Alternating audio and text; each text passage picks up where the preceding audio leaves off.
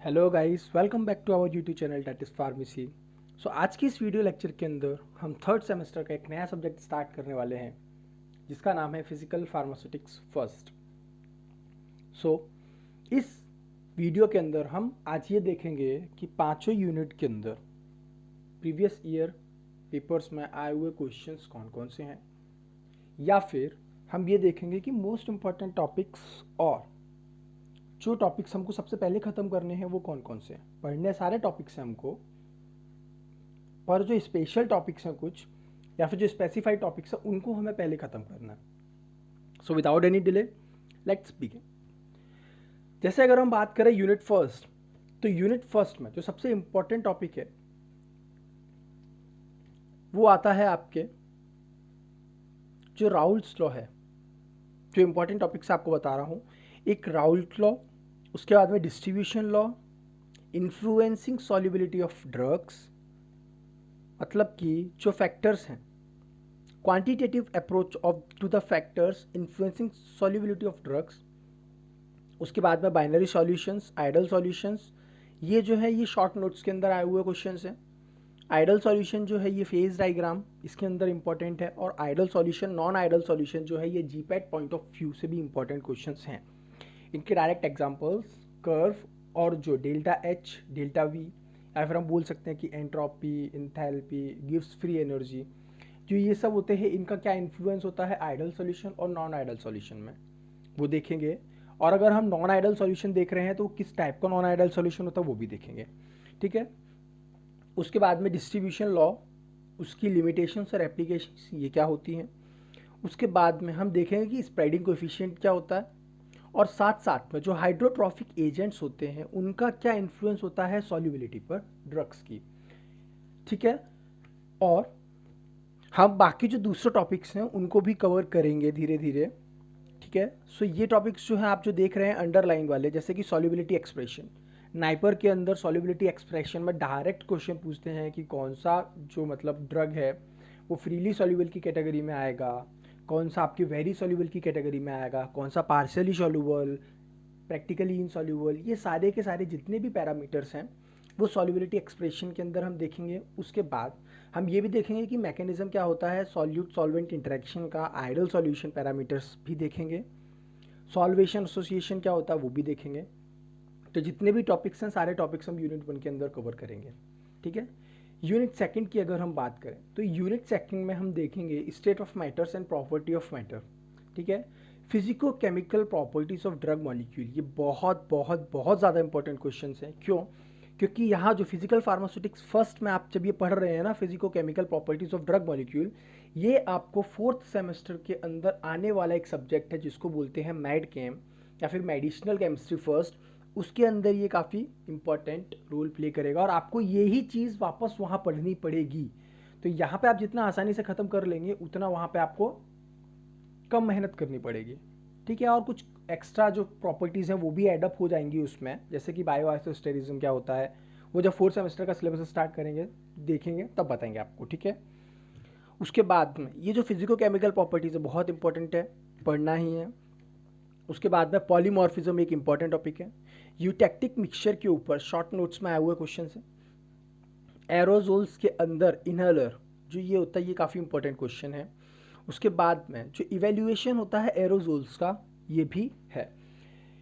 इसके साथ साथ जो दूसरे टॉपिक्स हैं जैसे कि स्टेट ऑफ मैटर, मैटर के कौन कौन से स्टेट्स होते हैं, उसके बाद में स्टेट ऑफ मैटर में किस तरह से चेंज हो रहा है, लिटेंट हीट क्या होती है, वेपर प्रेशर क्या होता है, सब्लिमेशन क्रिटिकल पॉइंट क्या होता है, ये जितने भी बचे हुए टॉपिक्स हैं हम इनको भी साथ साथ में कवर करते चलेंगे। ठीक है। अब बात करते हैं यूनिट थर्ड की। यूनिट थर्ड काफ़ी इंटरेस्टिंग टॉपिक है जिसके अंदर हमको पढ़ना पड़ेगा कि दो सरफेस के बीच का फिनोमिनन क्या होता है और दो आपस में लिक्विड सरफेस के बीच का फिनोमिनन किस तरह से रहेगा। मतलब कि हमें ये भी देखना पड़ेगा कि सरफेस क्या होती है, इंटरफेस क्या होती है, वो भी देखेंगे। और उसके साथ साथ इसमें जो सबसे इंपॉर्टेंट क्वेश्चन अभी तक पूछा गया वो ये है कि सरफेस और इंटरफेशियल टेंशन का मेजरमेंट जो होता है वो किस तरह से होता है। ठीक है। उनके कौन कौन से मेजरमेंट जो होते हैं, कौन कौन से मेजरमेंट पैरामीटर्स होते हैं वो देखने पड़ेंगे हमको। ठीक है। उसके बाद में सरफेस फ्री एनर्जी क्या होती है वो भी देखेंगे। स्प्रेडिंग कोएफिशिएंट क्या होता है, ये भी आया हुआ क्वेश्चन है। सरफेस एक्टिव एजेंट जो होता है, ये भी पूछा गया क्वेश्चन है। उसके साथ साथ में HLB स्केल के ऊपर शॉर्ट नोट आती है। डायरेक्ट HLB स्केल नहीं पूछेंगे आपसे ऐसा बोलेंगे कि जैसे HLB स्केल है, सरफेस एक्टिव एजेंट की HLB स्केल क्या होती है, या फिर आपसे इस तरह से पूछेंगे कि HLB स्केल क्या होती है, उसको डिफाइन करो। उसके साथ में HLB स्केल का सर्फेक्टेंट्स के ऊपर या फिर वेटिंग एजेंट के ऊपर, इमल्शन के ऊपर क्या रोल है, आप ये वेरीफाई करिए, या फिर आप इसके बारे में डिटेल नोट लिखिए। ठीक है। उसके बाद में एडजॉर्प्शन देखेंगे हम सॉलिड इंटरफेस का आपस में, सॉल्युबलाइजेशन देखेंगे, डिटर्जेंसी के बारे में देखेंगे। उसके बाद में हम देखेंगे बचे हुए टॉपिक्स जितने भी हैं कि लिक्विड इंटरफेस क्या होती है, सरफेस एंड इंटरफेशियल टेंशन क्या होता है। ठीक है। अब बात करते हैं unit 4 and one of the most important topic, जिसके अंदर हमको पढ़ना है कॉम्प्लेक्सेशन एंड प्रोटीन बाइंडिंग। हम इसी यूनिट से स्टार्ट करेंगे। ठीक है। क्योंकि बहुत सिंपल सा टॉपिक है, बहुत शॉर्ट टॉपिक भी है, आप बहुत आसानी से समझ जाएंगे कि कॉम्प्लेक्सेशन क्या होता है, प्रोटीन बाइंडिंग क्या होती है। आपको एक बार अगर ये प्रोटीन बाइंडिंग वाला कंसेप्ट समझ में आ गया तो आने वाले सेमेस्टर्स में आपको प्रॉब्लम नहीं आएगी। और ऐसे व्यक्ति जो जीपैट की तैयारी कर रहे हैं या फिर करना चाहते हैं, अगर वो मेरी वीडियो देख रहे हैं, तो मैं आपको सबसे पहले ये सजेस्ट करूँगा कि फार्माकोलॉजी जो आने वाला सब्जेक्ट है 4th सेमेस्टर से स्टार्ट होगा, और जब तक आप वो नहीं पढ़ रहे हैं और उससे पहले अगर आप 3rd सेमेस्टर में आए हैं या 3rd सेमेस्टर तक पहुंच गए हैं आप, तो सबसे पहले सुटिक्स वाला पोर्शन जो है, फिजिकल फार्मास्यूटिक्स का जो पोर्शन है, आप इसको बहुत अच्छे से कर लीजिए, क्योंकि 2 सब्जेक्ट के बेसिस पर भी आप पेपर क्रैक कर सकते हैं। ठीक है। इटसेल्फ कोलॉजी और फिजिकल फार्मास्यूटिक्स जब आप देखेंगे ना, कोलॉजी और फिजिकल फार्मास्यूटिक्स जब आप अच्छे से कर लेंगे कवर एक बार, तो आप जब पेपर सॉल्व करने जाएंगे ना जीपेट का, तो आपको मोस्ट ऑफ क्वेश्चंस ऐसे भी रहेंगे जो सिंपल लगेंगे आपको, और आपका कॉन्फिडेंस बूस्टअप होगा, क्योंकि ये 2 सब्जेक्ट वास्ट सब्जेक्ट है और इनसे बहुत ज़्यादा क्वेश्चन पूछे जाते हैं।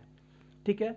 अब बात करते हैं हम यूनिट 4 में, कॉम्प्लेक्सेशन प्रोटीन बाइंडिंग के अंदर सब पूछा गया है। मोस्ट ऑफ दी जो सबसे इंपॉर्टेंट क्वेश्चन पूछा गया वो ये है कि क्लासिफिकेशन क्या होता है कॉम्प्लेक्सेशन का, प्रोटीन बाइंडिंग के ऊपर डायरेक्ट क्वेश्चन आया हुआ है। उसके बाद में एनालिसिस के मेथड्स आए हैं, एप्लीकेशंस क्या हैं वो, उसके बाद क्रिस्टलाइन स्ट्रक्चर जो होता है कॉम्प्लेक्स का वो क्या होता है उसके बारे में बताइए, साथ साथ में उसकी काइनेटिक्स भी बताइए, और फैक्टर अफेक्टिंग कॉम्प्लेक्सेशन, और उसके बाद में हम बोल सकते हैं कि प्रोटीन बाइंडिंग, हमें वो सब भी बताना होगा। ठीक है। अब अगर हम बात करें कि यूनिट 5 बहुत सिंपल सब्जेक्ट है, बहुत सिंपल टॉपिक भी है, क्योंकि आप जैसे बफर है, पीएच है, आइसोटोनिक सॉल्यूशन है, इसका बेसिक जो है ना फर्स्ट सेमेस्टर में इनऑर्गेनिक केमिस्ट्री के अंदर कवर कर चुके होंगे आई होप। अगर नहीं किया होगा तो घबराने की बात नहीं है, हम यहाँ पे वापस से बेसिक से स्टार्ट करेंगे, ताकि ऐसे व्यक्ति जो फर्स्ट टाइम वीडियो देख रहे हैं या उनका किसी कारणवश अगर पीछे के कुछ टॉपिक्स छूट गए हैं तो वो यहाँ पर भी उनको कवर कर लें। वैसे आइसोटोनिक सॉल्यूशंस के ऊपर मैंने एक चैनल पे वीडियो ऑलरेडी अपलोड करी हुई है, अगर आपने नहीं देखा तो उसकी लिंक मैं वीडियो के अंदर नीचे लिंक में डाल दूंगा डिस्क्रिप्शन बॉक्स में, आप चाहें ज़रूर विजिट करें उसको। ठीक है।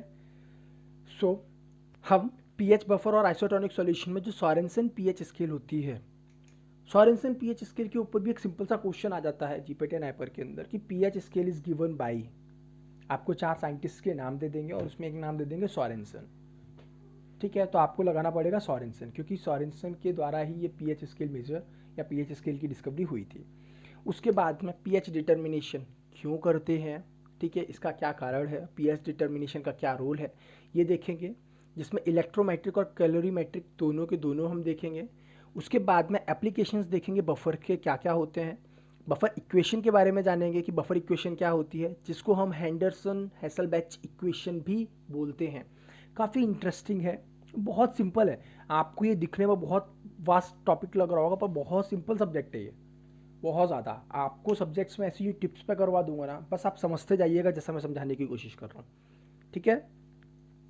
और उसके बाद अब हम नेक्स्ट जो टॉपिक है वो स्टार्ट करेंगे इसके बाद में, कि जो मतलब 5th यूनिट में जब हम ये टॉपिक कर लेंगे ना, उसके बाद हम देखेंगे कि बफर इक्वेशन तो क्या होती है, तो ठीक है, बफर कैपेसिटी क्या होती है, और जो बफर्स होते हैं फार्मास्यूटिकल और बायोलॉजिकल फील्ड में यूज़ किए जाने वाले बफर्स क्या होते हैं, बफर का क्या यूज़ होता है। काफ़ी इंटरेस्टिंग और काफ़ी इम्पॉर्टेंट टॉपिक भी है। इसके बाद में buffered isotonic solution, buffer isotonic solution के ऊपर मैं वीडियो ऑलरेडी अपलोड कर चुका हूँ। इसके बाद में कॉमन आयन इफेक्ट के बारे में भी हम पढ़ेंगे कि कॉमन आयन इफेक्ट क्या होता है।